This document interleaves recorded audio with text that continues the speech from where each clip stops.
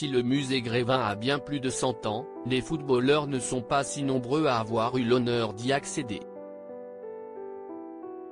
Les légendes comme Zinedine Zidane y sont bien évidemment représentées, lui qui a même eu droit à 3 versions de sa statue, ou encore les stars actuelles comme Zlatan Ibrahimovic et Kylian Mbappé, mais cela reste réservé à une caste très spéciale de footballeurs.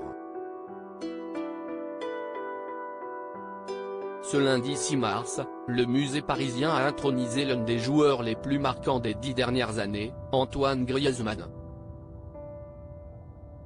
Le natif de Mâcon, parti faire ses classes en Espagne du côté de la Real Sociedad au Pays Basque, avant d'exploser sur la scène internationale à l'Atlético Madrid, fait déjà partie, à seulement 31 ans, des légendes de l'équipe de France.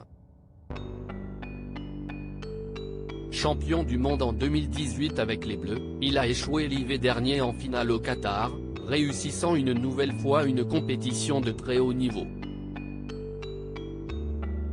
Considéré comme l'un des meilleurs attaquants des 10 dernières années, si est tout naturellement que le musée Grévin lui a fait une place en son sein. Pour l'occasion, celui que l'on surnomme Grisou n'avait pas fait le voyage en solitaire et il avait décidé d'amener toute sa famille avec lui.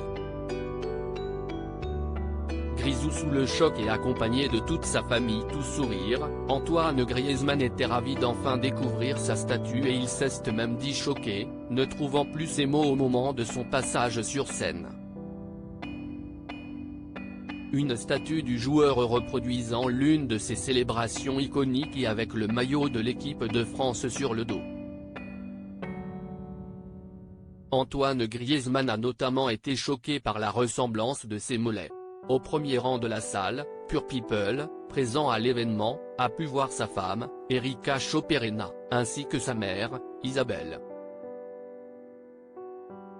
Notre journaliste, présent sur place, peut également confirmer la présence de deux enfants du joueur, Mia, 6 ans, et Amaro, 3 ans, ainsi que de sa grande sœur, Maud et son petit frère, Théo.